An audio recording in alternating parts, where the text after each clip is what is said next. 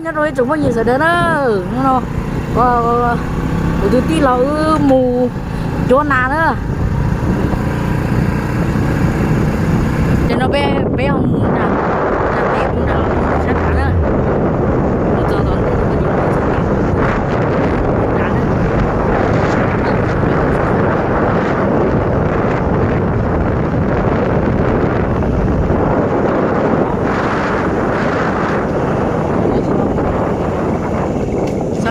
sao lại phải chân bạn này ui đi đường này cái này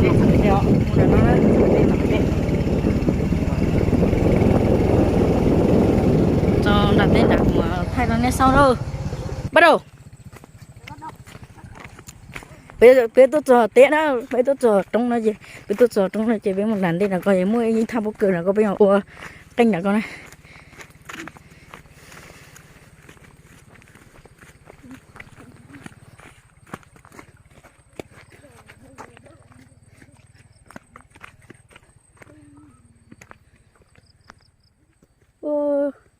trong nó coi nhá thì nó thì tham bốc cười thì nó bây giờ liên à tham bốc cười thì nó bây giờ bây giờ liêu hoặc bây giờ liêu ơi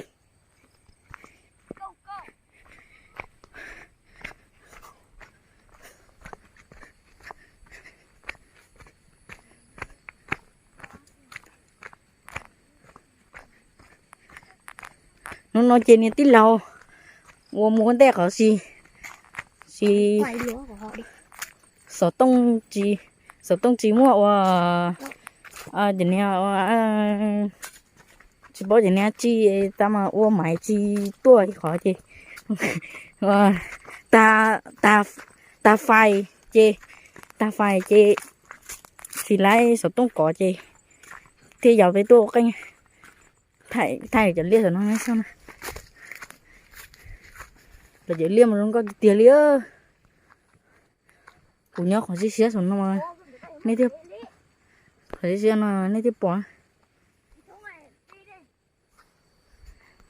một trận đào mà thay ra ní sao rồi nó chỉ giờ từ lút trong lút bỏ to cái nữa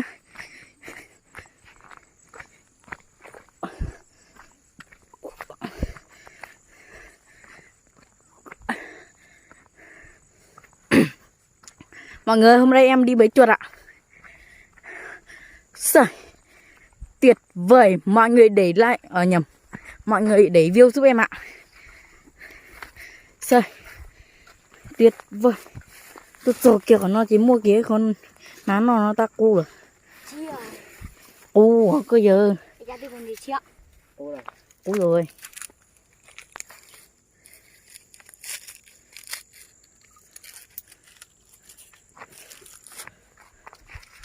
Nó lời cho con tung nên cần nhậu ăn cam nó ngon liệt gì người cho con tung con tung mà gì cả thì tiền đi hả cắt ra đúng chính xác chưa chỗ nào đùa chua con thức đi chỉ cá bây giờ mà lắn nó sẽ có cái gì quay phong cảnh đẹp lắm đấy.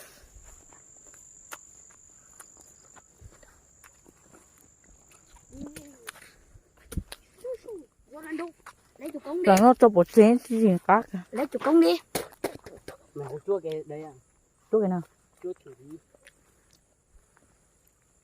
cái này nó rất kiểu sao mà làm sao ý ơi cái này chắc phải cái kia rồi cái con chục con người thứ ôi đây họ đầu đứa làm gì anh em này bây giờ nhà rất cho con tông hò cái này rất son thôi mày nó bốc phép mình điêu thôi chỉ nó xanh mình bỏ thôi chỉ nó xanh này mà thôi chính tông tông ôi giời cái cơ có đời rất đáng sợ là nhau sao mình lấy móc trúng ngay cái này cái này rất là nên chúa luôn có dây đi chứ Nghe mấy cái này chúa thế này sợ. Đó biết cho chuột công anh gì bây giờ. Chúa nào. Chắc anh không biết chúa rồi. Biết nhưng mà sợ cái tay. Chúng tay thì có làm sao đâu. Chúng tay thì chúa lại thôi Cho mà. em mượn một cái à. Anh ấy cứ phải sợ cái gì. Hả? Ê, nào, Lấy đi lấy. Bảo anh Quân chứ không phải tôi. lấy một quả về cho con chuột ăn. Con chuột nhà tôi nó béo như thịt chó mua ngoài. Ơ nhà mày nuôi chuột à? Không. Cái này ai? Cái này dù nào? Ayo. Cái gì vậy? Giờ có thế này tụi nào rồi trốn nó. Muốn ăn nói cho nên này mà gì chua mà anh không hiểu à? Hả? Thôi. Nhưng mà cái cá này uống. Mày đi tìm đi, tao đang quay video đợt keo. Thì tao quay một mày làm đấy. Gì của tao nhà nó ua rồi nên sao nữa. Nhà nó xình tát tỏ ue chai ue chai hết. Có tỏ chụp công cho đi mà té. Nó tình cho bó cửa chi nó tỏ trong chi bó. Cho nên sao. Ủa có cho bó cửa có. Bó ghế luôn nó cho cái đi. Tao cũng nghĩ như thế nha. Không sao đâu. Cút lại chú bầy. Thôi kêu con cho mà trời ha. Hết thì bẻ đây rất nhiều luôn. Bẻ một quả không tội phạm gì hết.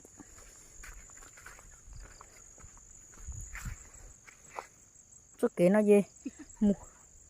Suốt kế nó dê. Nó phun đà rồi cho lia phun đà tao mà. Thay chỉ bỏ ra nên sao. Cái này là của em. Hả? Được không? Đúng không? Chính xác. Nhưng mà làm cẩn thận nha. Cái đấy anh cứ lấy một tay giữ cái to pa sau đấy đi. Trứng món hình tua nào nó tua. Ui giời cho cái đu thật.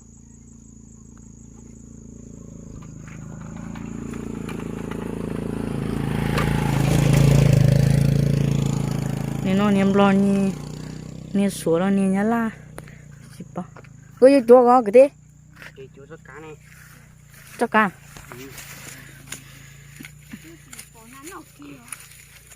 À tới anh nó. Rất tới luôn không phải tới thôi. À tới hành uất. Ủa à thì lấy kìa. Nhiều uổng. Khá Cho. án á. Này nhá. À chọ á này nhá. Ủa xe thôi được ụ. Hả? Cháu ơi, sao cháu bảo là cú vậy? Được. Đây này. Cú rồi mà.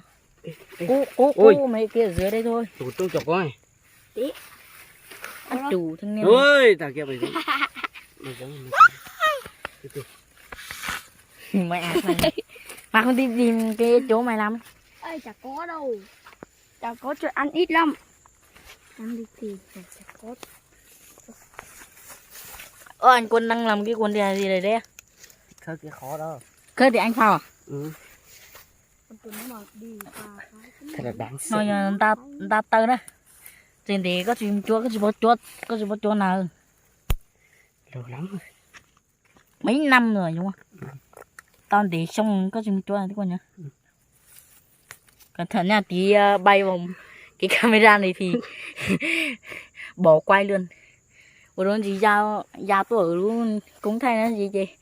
Cũng thay này chị biết ta quay liền à. Chị ta thay.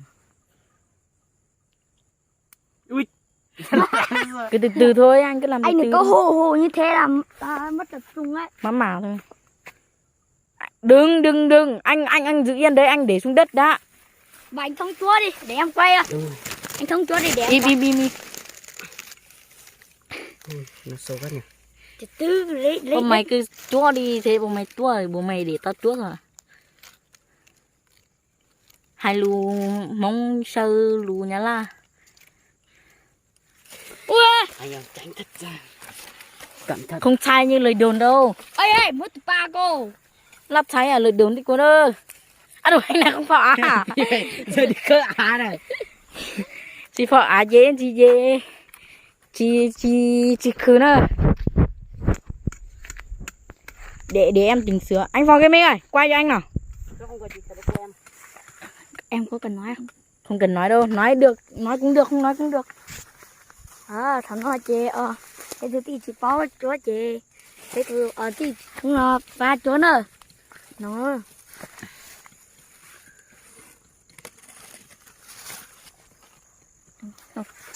anh đi Đất này rất là, cứ quay yên thế nha, lấy hai tay luôn, lấy hai tay, từ từ để em chỉnh sửa cái này, anh làm tốt quá tí nó không cháy luôn ấy. Ở đây có cá nào đâu, Mày nhìn kỹ này nhé. kệ đi. Này đi trong tâm chi đủ thoát tê mó thế nhỉ. Bỏ vô. Từ Mày cứ đặt xuống trước đi. không làm thế này xong đặt xuống chứ, Cứ để thế thì tao lại áp vào. mà tê đấy sao luôn à. Cứ để thế thì anh lấy đất phủ cho mày em. Không cứ làm trước như này.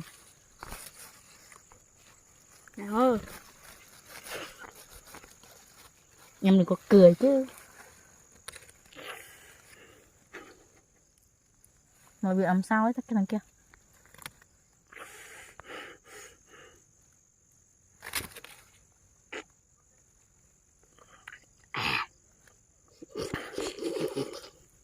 Đừng có cười. Em phải bảo là đừng có cười là đừng có cười. ui Buồn cười ấy nhỉ.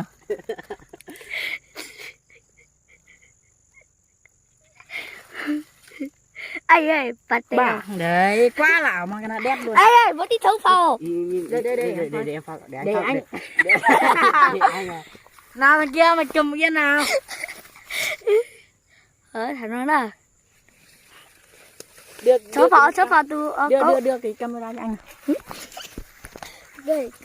cười không ra cười không làm Nên gì cho nè. khi đua đúng không Nên gì cho nè cho thua này. Gì cho nè nó ôi nó hình gì mà tì gì. khi Thì đua bỏ cá chả. Còn cái kia, còn mình- Hai thanh niên này không cái bóc cư này tí con chuột nó ăn hết. bây giờ lấy đi thôi mà Mình chỉ choi nè cho xả cho nó. Nè cứ biết mua cho